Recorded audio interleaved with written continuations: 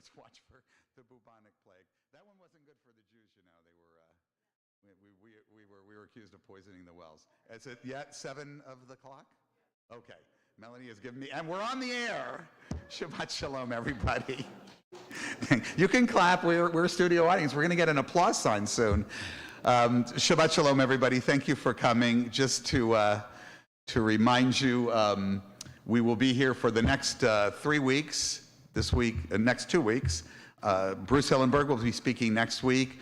Dr. Hillenberg is a member of our congregation, new member, and also on our board of recent vintage, and will be helping us to get through this psychologically, which is a good thing because he's a psychologist too. So he'll be helping us with that. The following week, I'll be talking about Christian nationalism ascendant.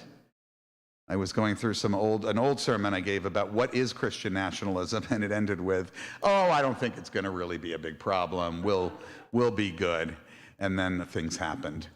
So we're going to do that. Then we're going to take a week off for Labor Day weekend, be back for a couple of Shabbats, and then we're going to be right into the high holiday season. At the end of September, September 25th is a Sunday night, an Erev Rosh Hashanah. September, the next day, is Rosh Hashanah day, and we'll be here for that. We expect that we will be in person. We expect that we'll be in the family room, or the social hall, as some of you call it. There's nice openings. It should be cooler, and we, of course, have very good ventilation, so I don't expect we'll be on television alone next year. And Mr. Joseph Palazzolo is with us again tonight, our new music director, and he's already putting together the choir, which includes very many familiar faces. So I know you all like them very much. So our readers tonight, our participants, are Heather Liliana Schechter, Melanie Goldberg, Alan Levy, Mary Monahan, Susie Friedman, and Jean Klarich. And we're going to begin with the first slide, if you will, Arthur. Preceding the lighting of the candles. At these Shabbat candles that we are about to light, give light to all who behold them. So may we by our lives give light to all who behold us. As their brightness reminds us of the generations who have kindled light, so may we in our own day be among those who kindle light. And I'd like to invite our fellow congregants and our special guest speaker tonight, John and Carolyn ARKING, to light our Shabbat candles.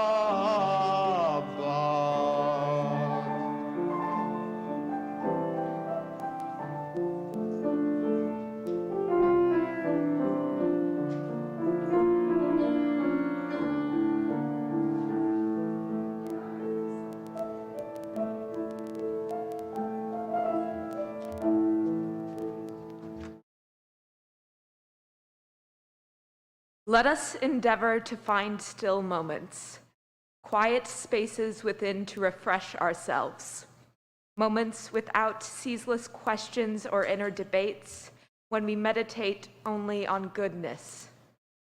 Let us endeavor to nurture courage, recalling moments of strength.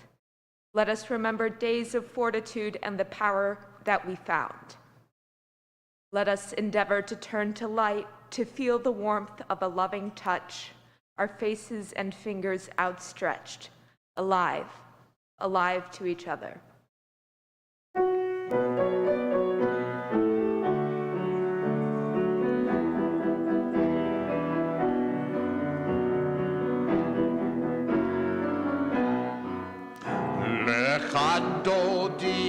לקראת כלה, פני שבת נקבלה, לקראת דודי לקראת כלה, פני שבת נקבלה. לך דודי לקראת כלה, פני שבת נקבלה. לך דודי לקראת כלה, פני שבת נקבלה. לקראת שבת לכו ונלכה, כי את הברכה היא מביאה, בשמחה ברינה ובצהלה, פני שבת נקבלה. לך דודי לקראת כלה, פני שבת נקבלה. לך דודי לקראת כלה, פני שבת נקבלה.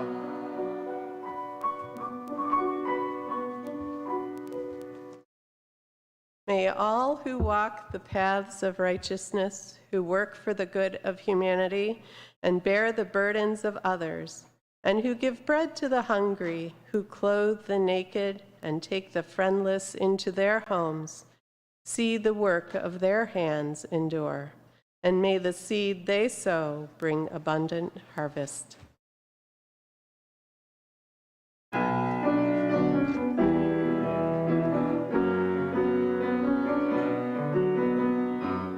אני ואתה נשנה את העולם. אני ואתה אז יבואו כבר כולם. אמרו את זה קודם לפניי, זה לא משנה. אני ואתה נשנה את העולם. אני ואתה ננסה מההתחלה. יהיה לנו רע, אין דבר זה לא נורא. אמרו את זה קודם לפניי, זה לא משנה. אני ואתה נשנה את העולם.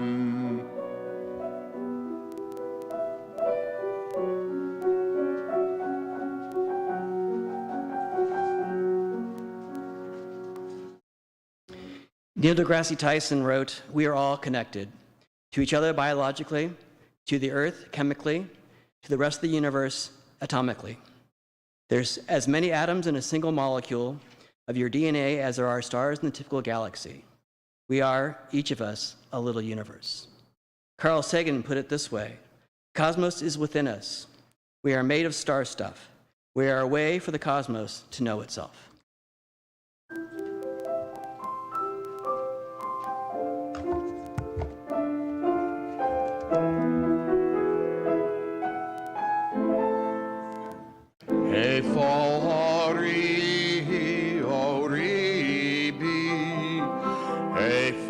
תקוותי, תקוותי בי, איפה כוחי, כוחי בי, וגם בך, וגם בך, איפה כוחי, כוחי בי, וגם בך, וגם בך. Where is my light? My light is in me. Where is my hope? My hope is in me. Where is my strength? My strength is in me. And in you. And in you.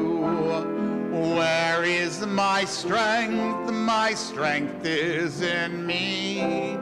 And in you, and in you.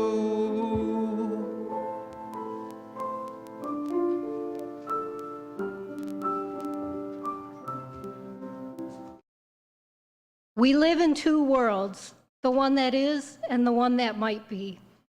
Nothing is ordained for us, neither delight nor defeat, neither peace nor war.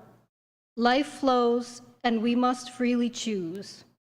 We can, if we will, change the world that is into the world that may come to be. Our ancestors expressed this in words that have come down to us through the millennia. Keep your tongue from evil and your lips from deceitful speech. Depart from evil and do good. Seek peace and pursue it. Let justice dwell in the wilderness, righteousness in the fruitful field. And make that justice roll down as waters, righteousness as a mighty stream.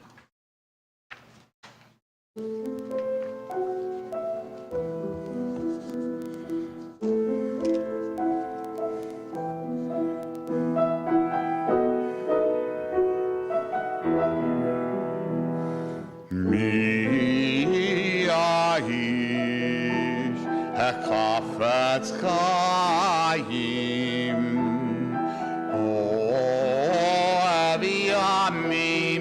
ohev yamim lirotov mi aish hekafetz chayim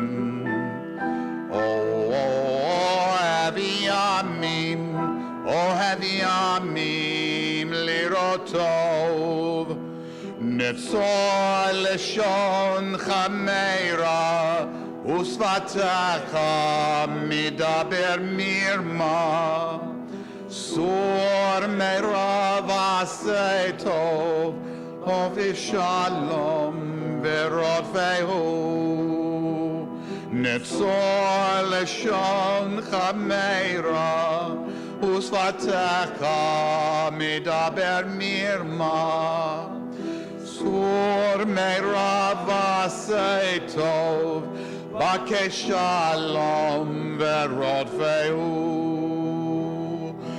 Mi aish hechafetz chayim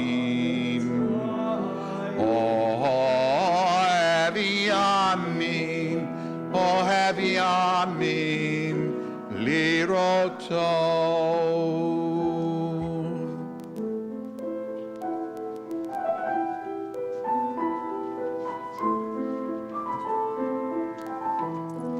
Shabbat Shalom. Shabbat shalom. Sing the song of people, joined in understanding and respect, the song of life's wonders, in earth protected and cherished, a gift for our children and the generations to come, the song of a land once ravished by war, now quiet and content, her soldiers home to leave no more, the song of a world redeemed, the song of peace.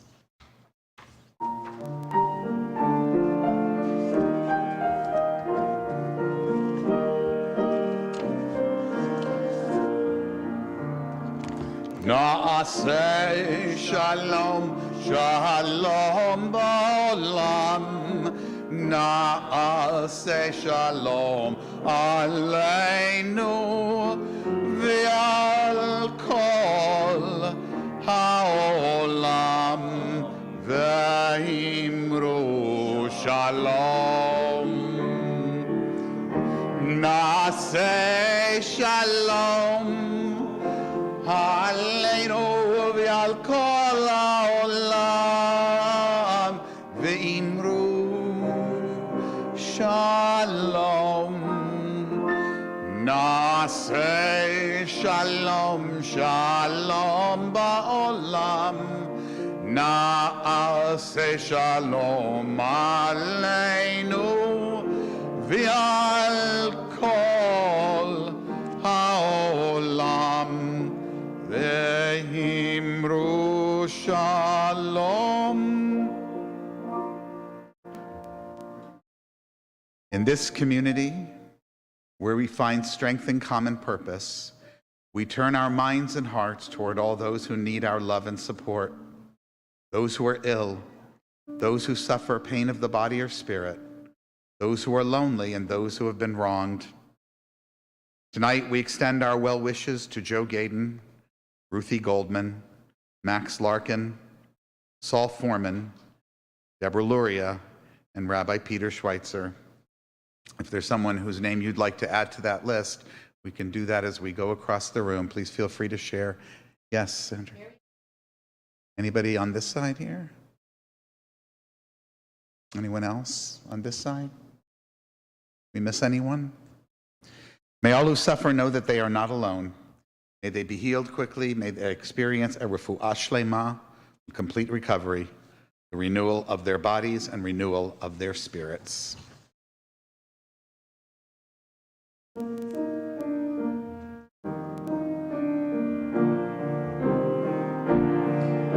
Mekom ha'koach betocheinu,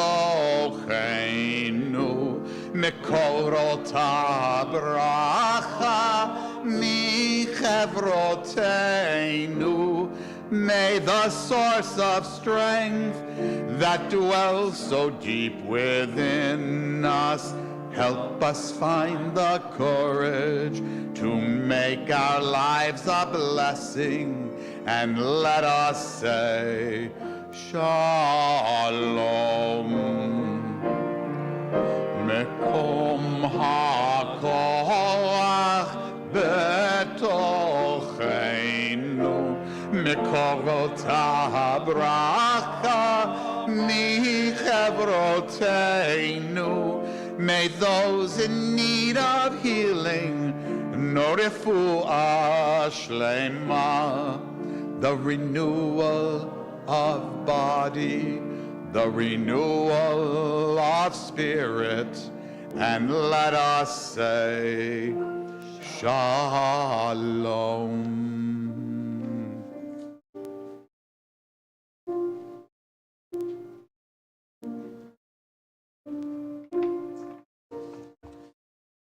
When I'm struggling with the fear of my own death, or with grief over the death of someone I love, what comforts me most isn't philosophies or ideas.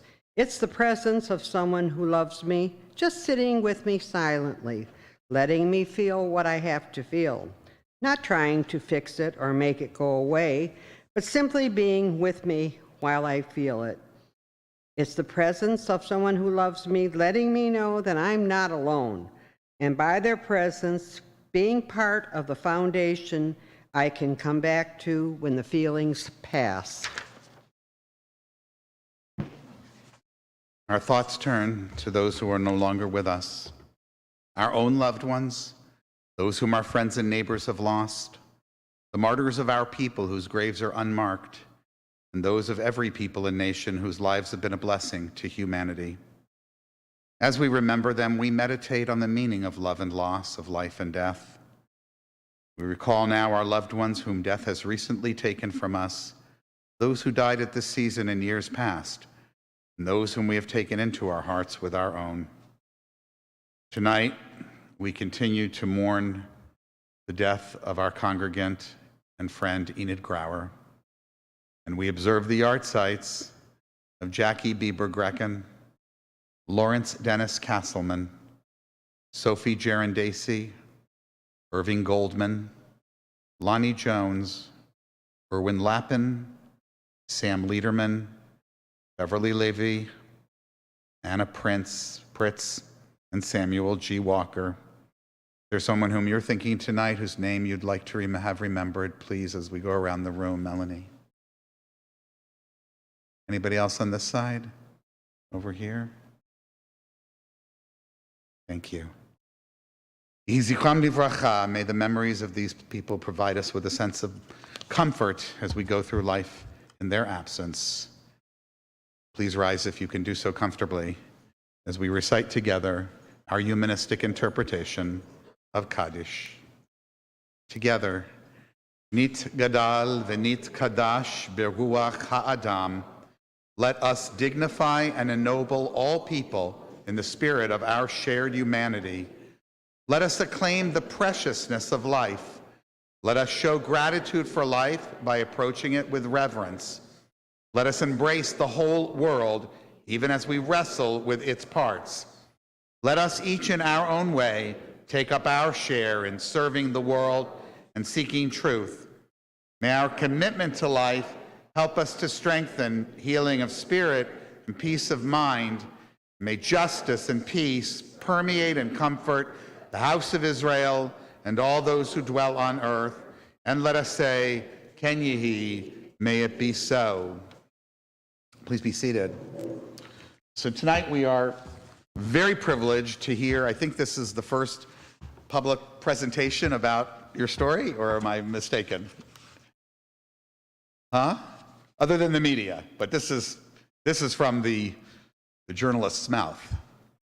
So the rest of the world knows John by his nom de radio of John King, which is what makes Googling you a real pain in the you-know-what. Of course, we know him as John ARKING, who is a husband of Carolyn and dad to 3 beautiful children, and has spent 35 years as a journalist, a graduate of Specs Howard School of Broadcast Arts, Siena Heights University, and recent recipient of a master's degree from Cleary University, where he is now teaching as adjunct faculty. John is the past president of the Michigan Associated Press Editors Association. He's been recognized for excellence numerous times, most recently in 2021, when he won the Best Investigative Story Award by the Michigan Association of Broadcasters. He is, and this is dear to my heart, also the author of an adorable children's book called, two of them, right? 2 of them. Ishkadoodle, A Boy in His Vacuum, and Ishkadoodle, what was the other one called? Right, The 8 Planets of Hanukkah. That was my favorite one. And my grandkids have both in their library. So tonight, John's going to talk to us about this unholy trinity of this confluence of what happened to him as a journalist in Howell. So please join me in welcoming our friend, John ARKING.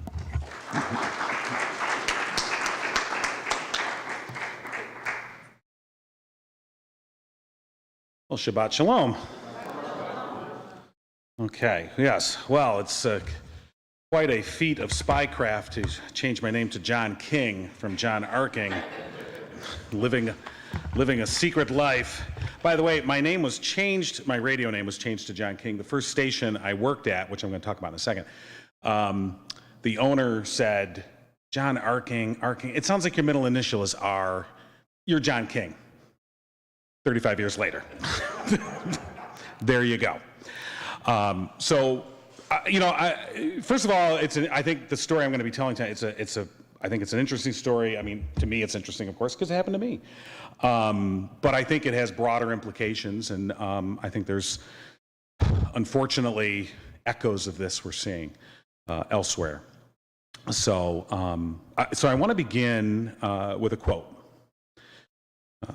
Whatever a patron desires to get published is advertising. Whatever he wants to keep out of the paper is news.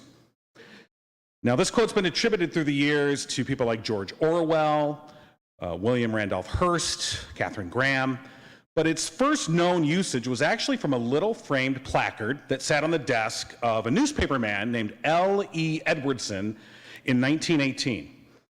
And I find that quite fitting because Edwardson was the day city editor of the Chicago Herald and Examiner. And in that position, I imagine that he had to make the delineation between news and advertising on a daily basis, as I have done as well in more than 35 years in broadcasting, 30 years of which I've served as a reporter, a news anchor, and eventually a news director. But before I get to my story, let me tell you my story. I got into radio in 1986 after graduating from the Specs Howard School of Broadcast Arts. And this was no surprise to anyone that knew me. Growing up, I could not be shut up. I used my mom's dictaphone and would record things, little bits and snippets of whatever. I had my own talk show where I was the host and the guest. So it was, again, no surprise that I sort of ended up into the broadcast industry. My intent, though, when I went to Specs Howard was I was going to be the next big rock and roll DJ. Now, I came from a home where politics and current events were daily dinner table discussions, where in 5th grade, where most of my contemporaries were reading Encyclopedia Brown mysteries, I was reading volumes of the Warren Commission report. True story. It was on my dad's shelf. Hey, this is interesting. By the way, Lee Harvey Oswald did it. Spoiler. So to be the only person in my Specs Howard class who understood what perestroika was, or who could find Nicaragua on a map and tell you about the Sandinistas, let's just say I stood out from my fellow broadcasters. They were far more knowledgeable about the next Ozzy Osbourne record, or exactly how to tie a bandana on your ripped jeans just so. Nonetheless, I wanted to be a rock and roll DJ. So naturally, my very first job out of Specs Howard was at a country music station. But you take what you can get. I was the morning DJ at WCLX in Boyne City, Michigan, the Country Clicks. The Clicks, CLX, see, that's Clicks, so it's the Country Clicks. I never quite got it, but whatever.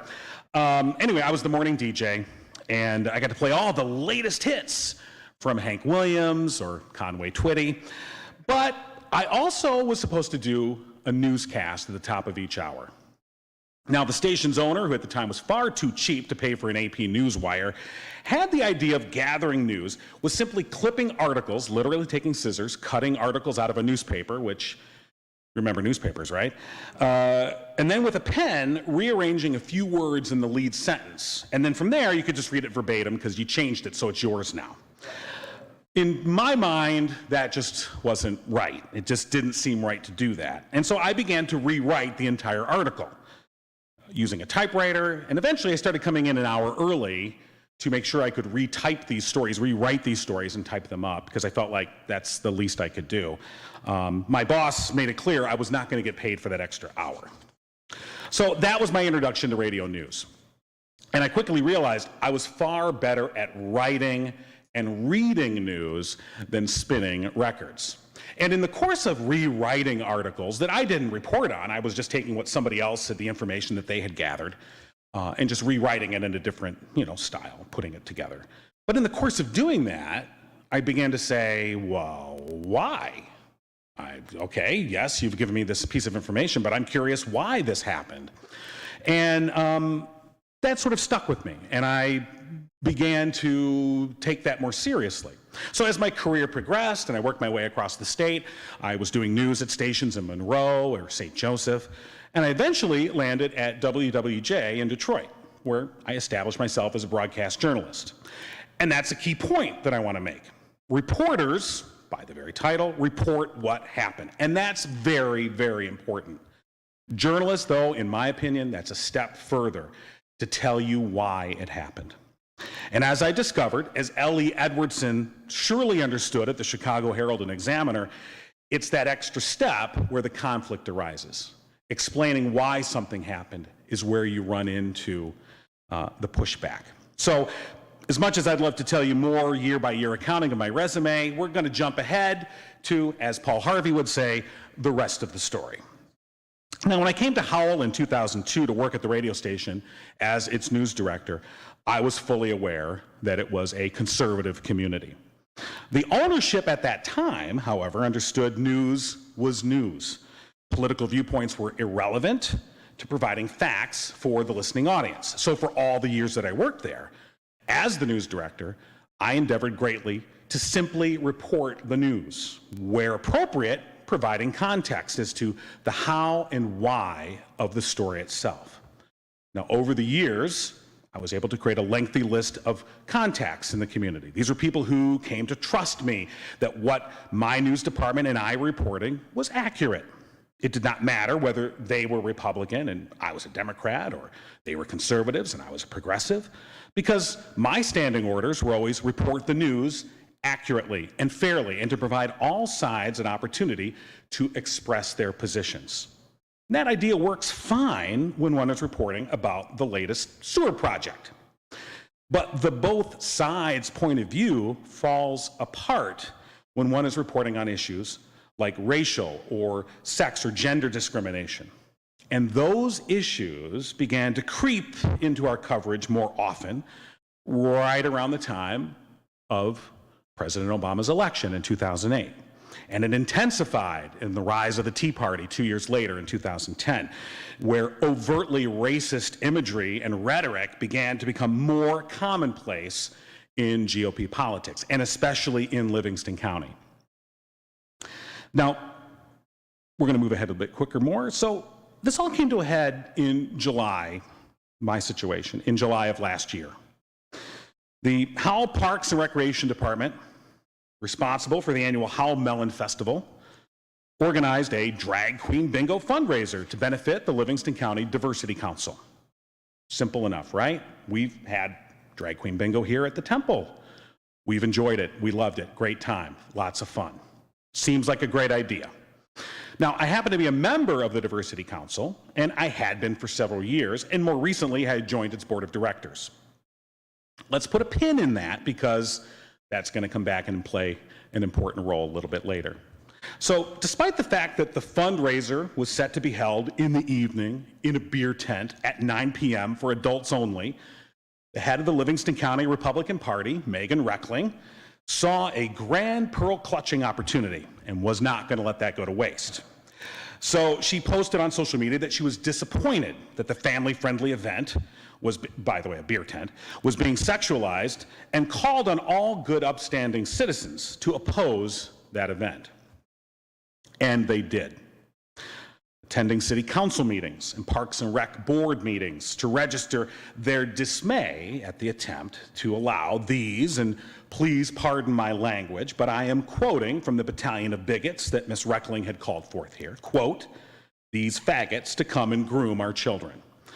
That type of terminology, that type of sentiment became commonplace, openly discoursed at call to the public at various meetings over this issue, over the social media posting of the head of the local Republican Party who called forth this. Before that, there was no controversy. The drag queen bingo fundraiser had been known for several weeks was going to happen. No one cared until she said, "we're going to care now." So eventually, the city chickened out at this show of intolerance, and they threatened to cancel the festival altogether.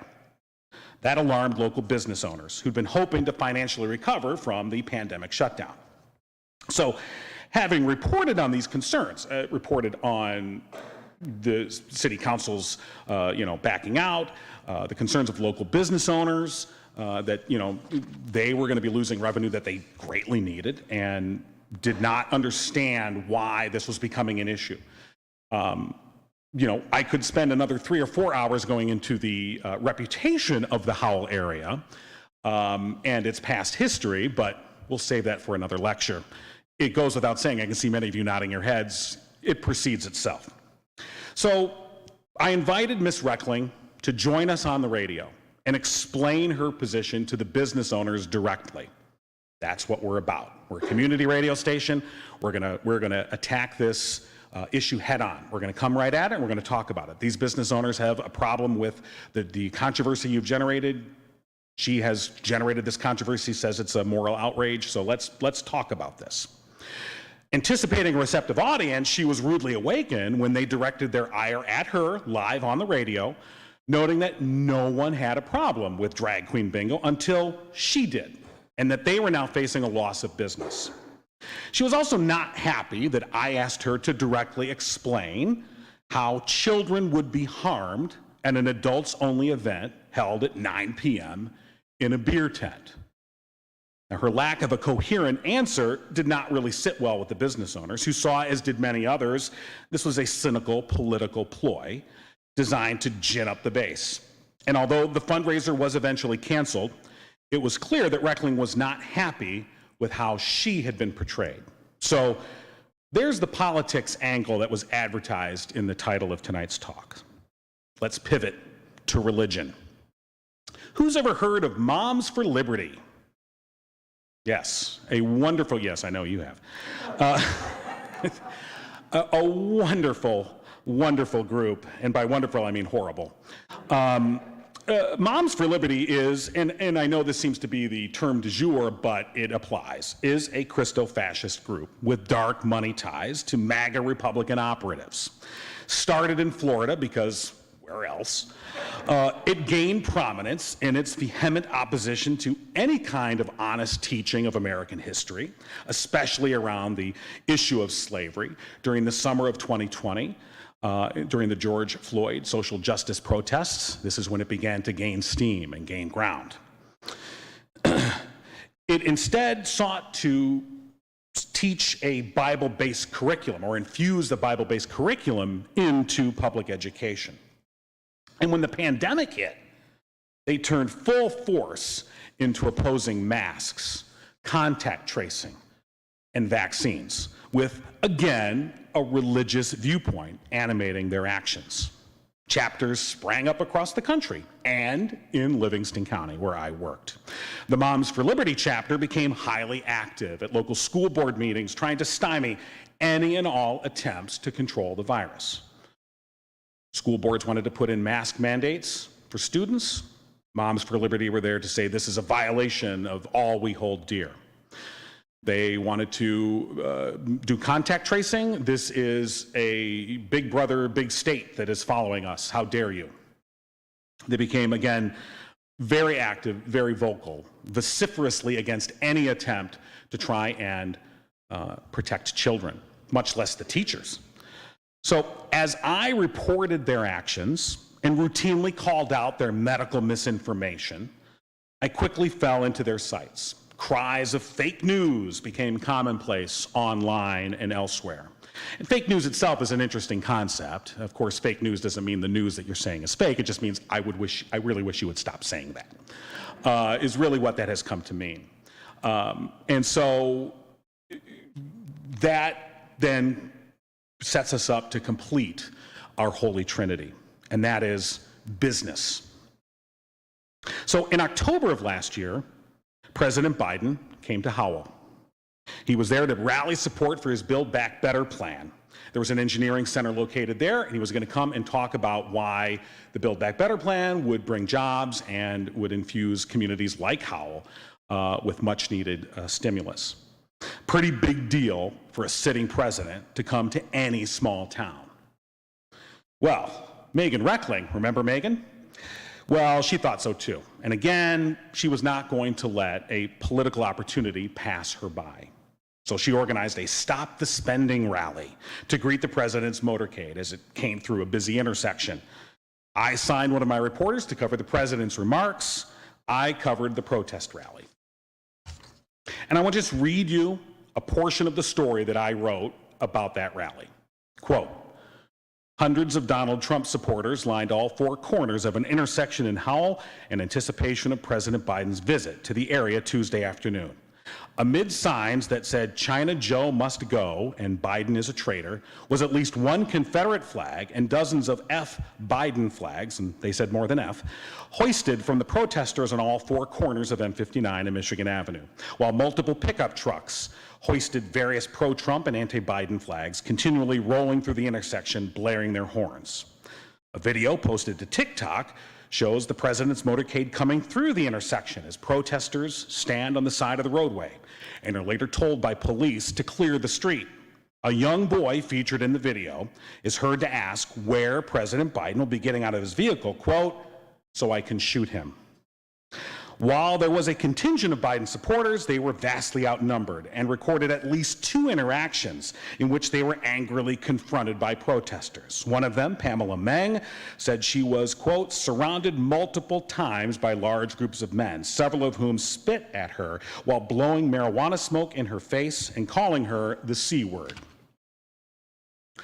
Now, my online story, and that's just a portion of it, but it gives you the flavor of what was going on that day. Now, my online story included photos and videos of the encounter.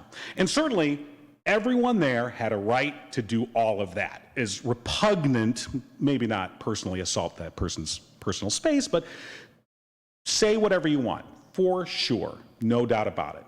Please air your views however you wish. As distasteful and crass as they may be, that's okay. You have every right to do that. No one was questioning that. Now, I knew there'd be criticism of my coverage, and I was even surprised, though, the very next day when local real estate developer named Steve Grono pulled all of his advertising from the radio station. He said our news coverage of Biden's visit was, quote, over the top. I was told that he said, quote, the day after the president visited, I turned on the radio and all I heard were sound bites from the president. Okay. Again, sitting president, small town, kind of going to dominate the coverage the next day. Now, when I asked what it was about our coverage that was untrue or unfactual, that question was never answered. At the same time I was being informed that Mr. Grono had pulled his advertising, I was handed an email, a copy of an email. It was an email that I had sent the day before, right after the rally, to Megan Reckling, head of the local Republican Party, organizer of the protest. And I asked for her comment on the difference between drag queen bingo and the protest. The Biden protest was held at a major intersection in the middle of the week. Children were encouraged to attend and were there. There were vulgar banners, open consumption of alcohol, and physical intimidation of the president's supporters. My email to Reckling asked, quote, you said the first event was inappropriate for children, and you organized this very public event at which children were present, and some reasonable, rational person might say it was inappropriate. Can you comment on that? Unquote.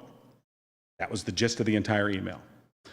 Now, this is not a hard question to answer for any political operative that's worth their salt. She could have answered this 10,000 different ways that would have not answered it, but answered it. Instead, she just did not answer it. Instead, obviously, turned it over to Mr. Grono, who turned it over to the station. And this was presented as proof of my bias, that I had dared to ask a question of an official who organized a very public protest.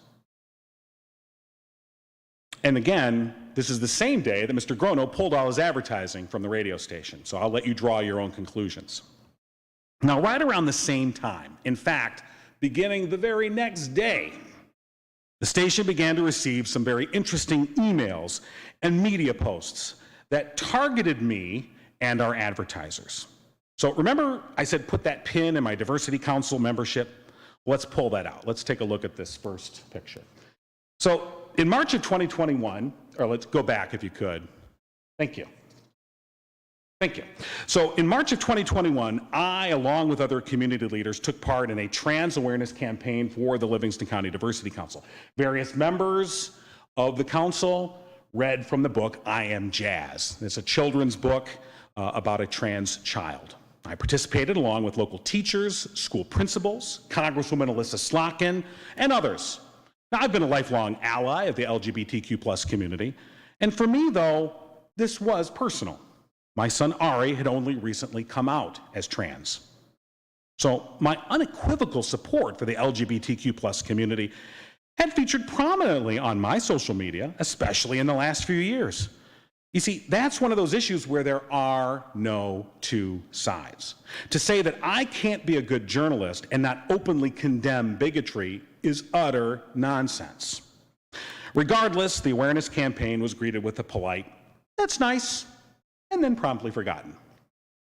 Forgotten, that is, until after my reporting on President Biden's visit. Suddenly, as in the next day, these images started to get posted on our social media and emailed to station advertisers. Let's take a look at the next one.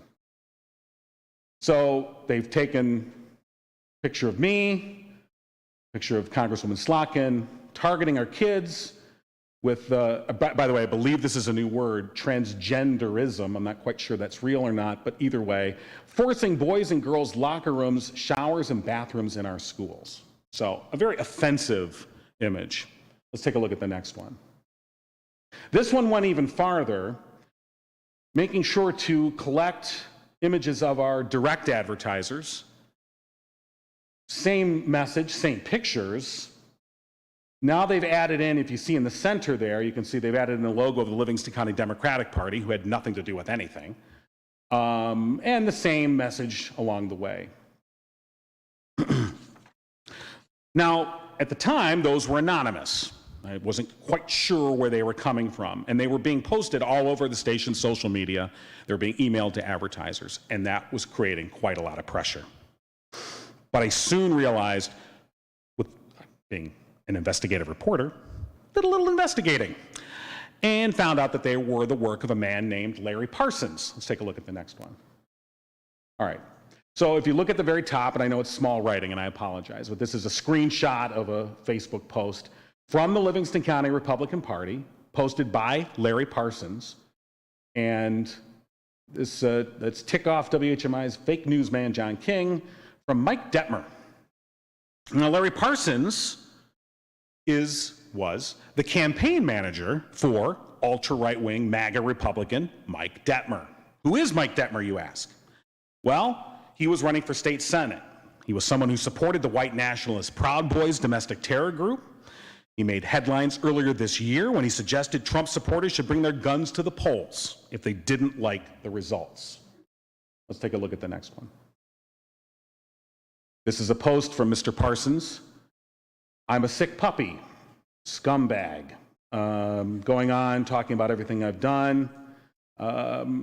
Basically, and then he links the video. Then at the very bottom, it says transgender rapes girls in school bathrooms. Of course, the article that he links is from the Christian Broadcast Network. Okay, so this campaign was well underway. Parsons made it his mission to target me using my participation in the I Am Jazz video that nobody had a problem with until they had a problem with it. He wanted to create whatever animosity he could.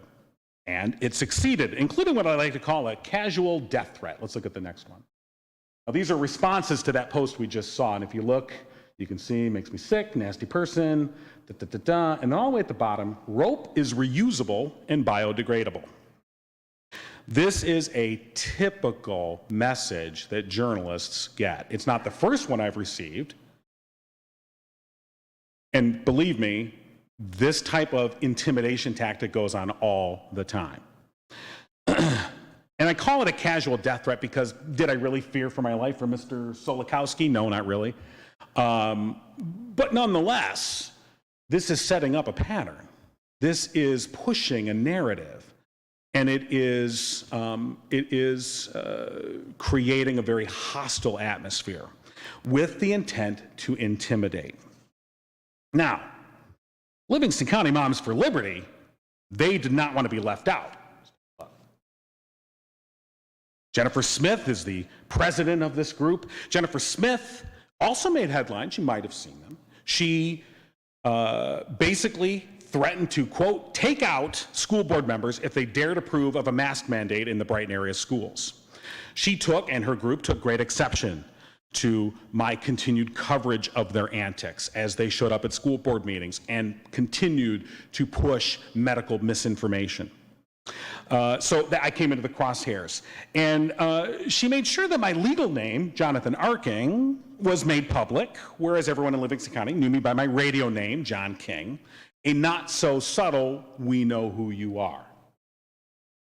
And remember, all of this started after I dared to question the head of the Livingston County GOP about what was seemed to me and most other people that were reasonable, an obvious double standard. And again, the day after her financial patron pulled his advertising. Let's look at the next picture. This is Miss Reckling. This is a Facebook invite for a fundraiser hosted by Steve Grono.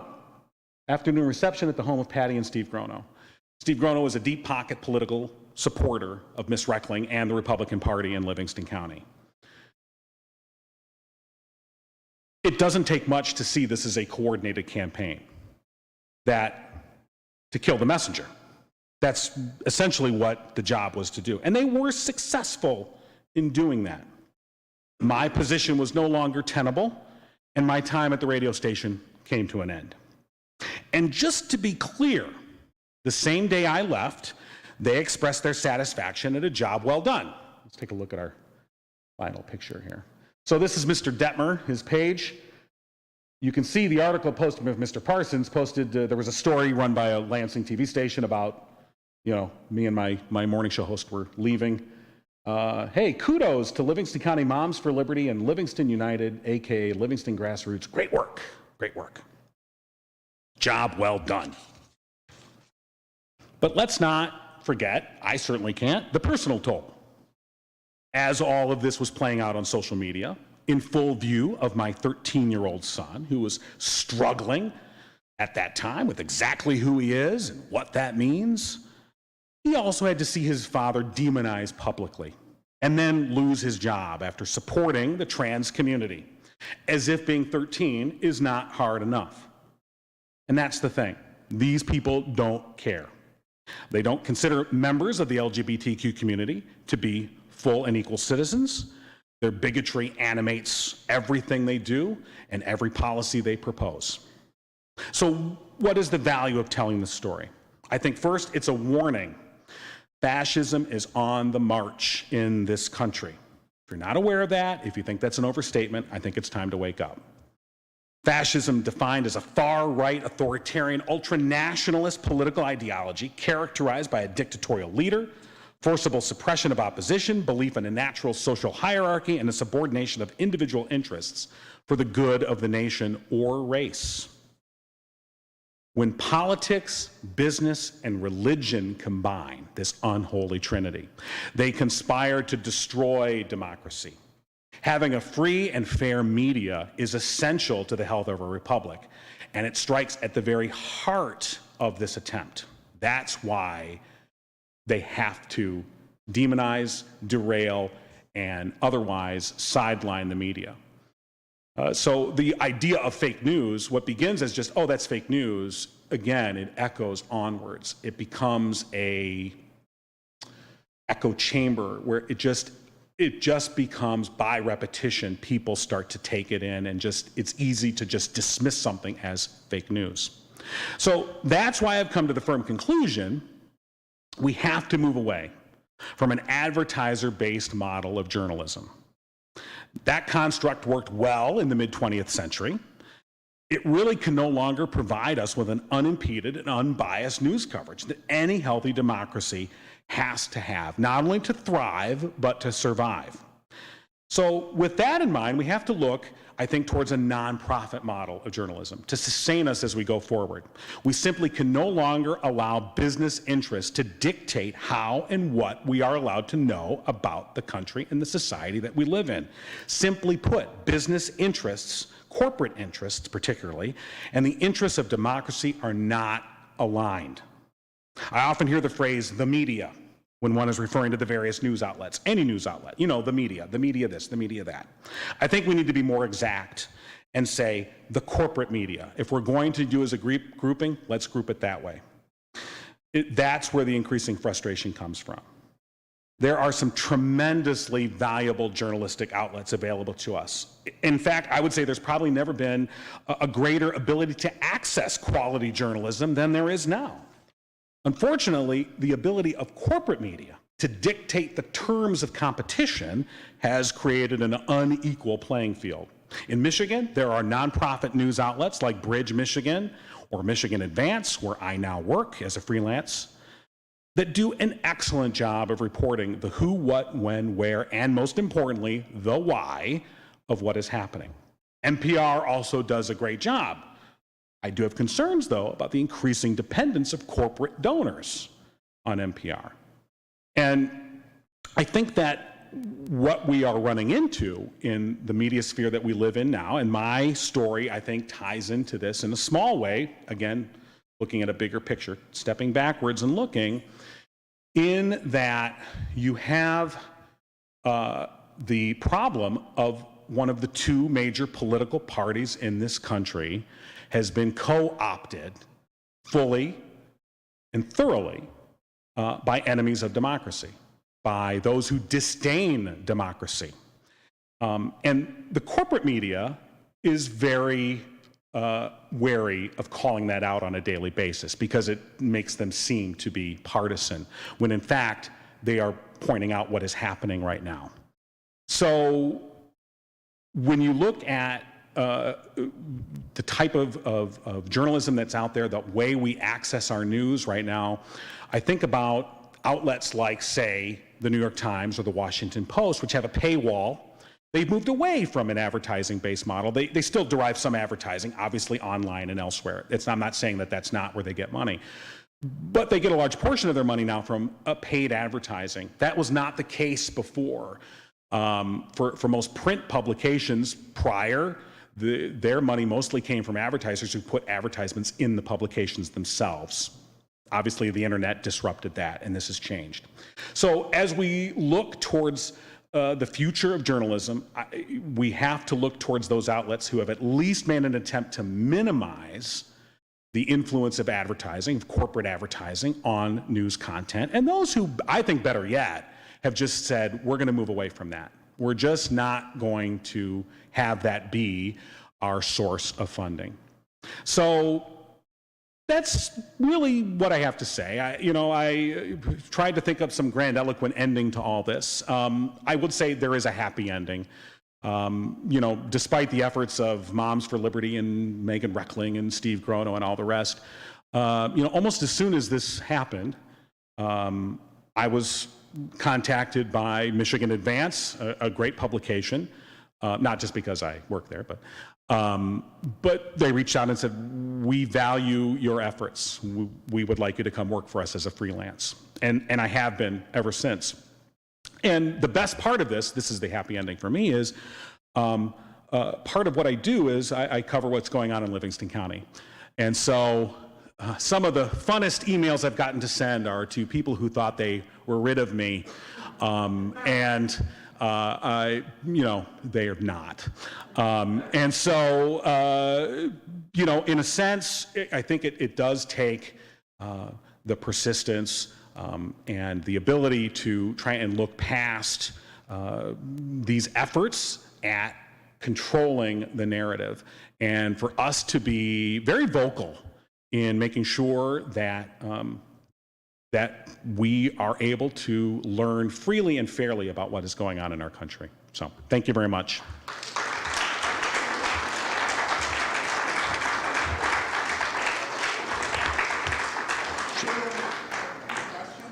Any questions, anybody? Yes.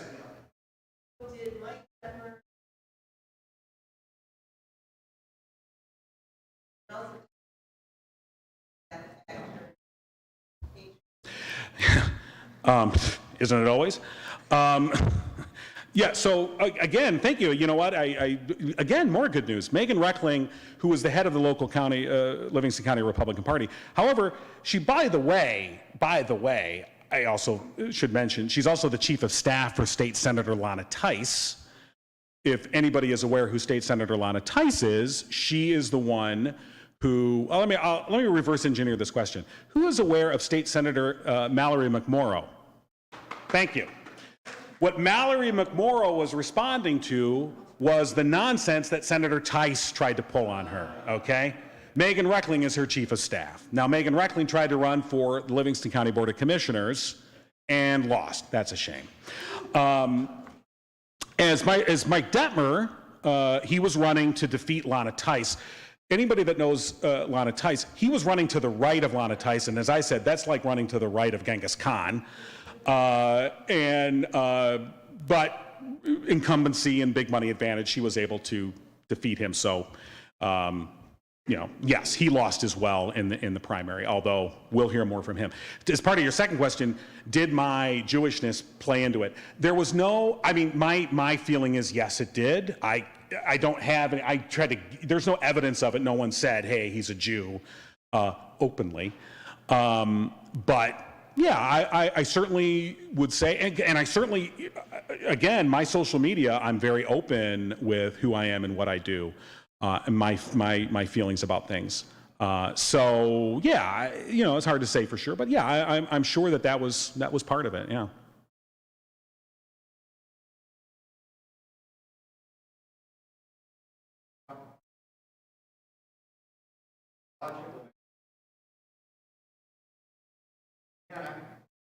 I'm very intrigued.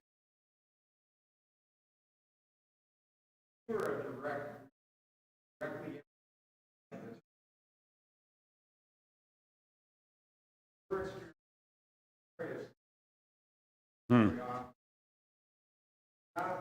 We're going to talk about next. I'd like to sit in the audience.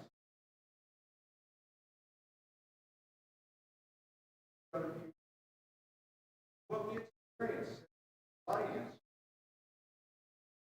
you, your experience, how we might experience. Was it start with emotions? Very profound. I think it's a big issue because not only how we deal with this.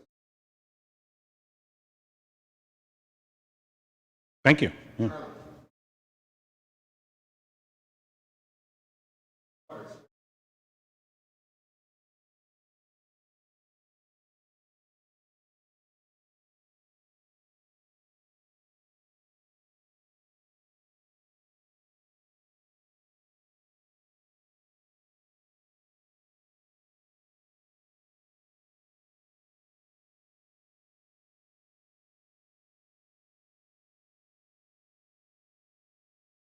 Yeah. Yeah. Yeah. Very different case than what we think. But nonetheless, no, and I appreciated that. And, you know, as a side note, when the fundraiser got canceled in Howell, the private restaurant, privately owned restaurant, said, you know what, we'll hold it here. And sold out. We went with our kids, and we had a great time. We had so much fun. And it sold out. People couldn't wait. I mean, they were scalping tickets to a drag queen bingo thing at a pizza restaurant, you know. So.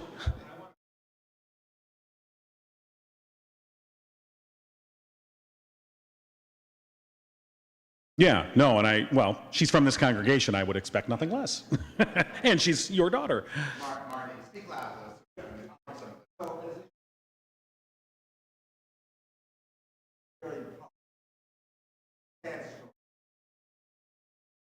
Talk a little bit about what your boss told you, how he, what was coming from. In other words, was he saying to you something like, I don't have I'm getting so much pressure from, we don't have growers yet. Getting heat from somewhere up higher. I have no, were they sympathetic? Here's what I can say about that. I have come to a mutually satisfactory conclusion to my employment. Was that correct? Yeah. Okay. I got it. Let's move on to the next slide. Are you familiar with a recent book by Dana Milbank to describe, it's a very long title, Constructionist, 25-year crack-up of the Republican Party. I know Dana Milbank, but I'm not aware of that book, yeah. I assume you would. Yeah. Basically, starts gets trend and take over the Republican Party with Newt Gingrich. A lot of good books like that have come out. Yeah. Tim Miller, who used to work for the party, wrote What Happened. Right. So there's so many that I look at the list of things people keep asking me to do. I can't even. I mean, with this. Let's face it, anyone that's paying attention, I mean, I guess I was kind of dumbstruck when everyone was shocked when the Supreme Court overturned Roe versus Wade. I'm like, really? You're shocked? Are you really shocked? What changed, and I think I alluded to this, the change began with Obama's election. And when I say the change, I don't mean that suddenly there was racism. I just mean it came out in the open. They started saying out loud the things that they said quietly, and they started just overtly putting this stuff out there. And so that's the part where I say, we have a real problem in this country when we are a two-party system. Let's face it, third parties do not have a chance in this current political environment.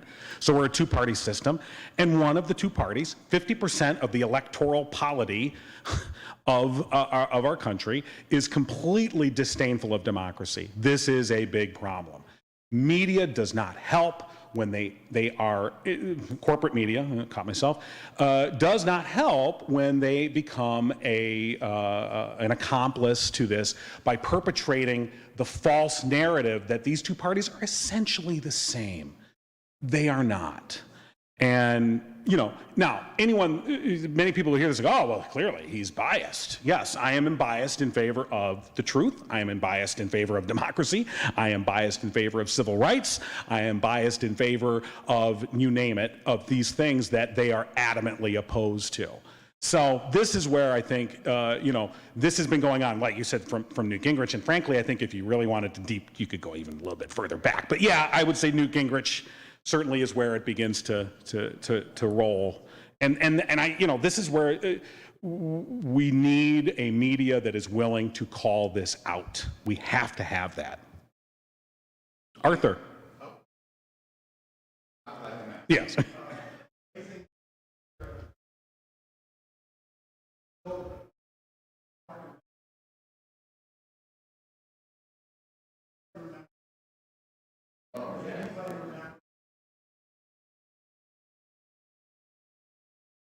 Yeah.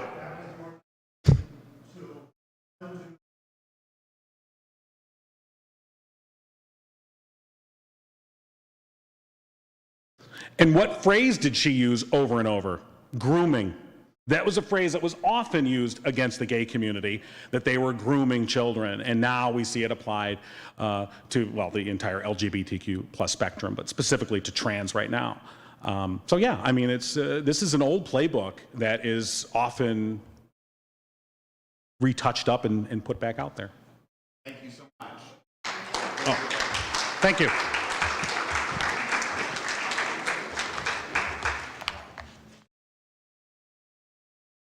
I just want to say about John, having been working on this Christian nationalism issue, and it is fascism, this man is a hero, along with every journalist in this country who stands up for democracy. We don't realize that what makes a hero is not somebody that just goes out and says, shoot me, I'm that brave. It's the people who take these little shots every day to try to preserve what we have in this country. And just to broadcast what I'm going to talk about in 2 weeks, we are in real trouble. And I said it before, and I'll say it again. I do not rely upon the liberal media, by and large. I don't watch MSNBC. I read The Bulwark. Go look at who their editors are. Every single one of them is a Republican who believes in democracy. There are good people who have ideological differences. This is no longer about standard ideological differences in America. This is about setting up a fascist, modeled, Christian, authoritarian nation. They are becoming bolder about saying this every single day. And I understand that we'd love to live in a world where we don't talk about politics, but human dignity is politics these days. When a group of politicians take aim, not just at John, but at John's son, a child of our congregation who grew up here, we're already dealing with a level of immorality that we have never experienced in the modern era of America. Yes, in previous eras, yes, but not in the modern era. Not a country that fought fascism. So that's all I want to say, is to thank you, John. All right, we're going to conclude with a more peaceful song.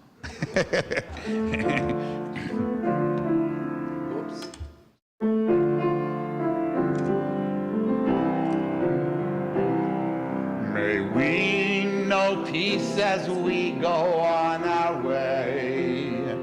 May we be guided by love. May we be blessed with health and joy. May this be be our future. Shalom. Shalom. Shalom. May this be our future. Shalom. Shalom. Shalom. May this be our future. Shalom. May we be sheltered by the wings of peace. May we abide in safety and in love. May grace and compassion find their way to everyone. May this be our future. Shalom. Shalom. Shalom. May this be our future. Shalom. Shalom. Shalom. May this be our future. Shalom. Once again, thank you to John, thank you to Joseph, to David Weeks, who operates the YouTube streaming, to Arthur for the slides, to all of you. Shabbat Shalom.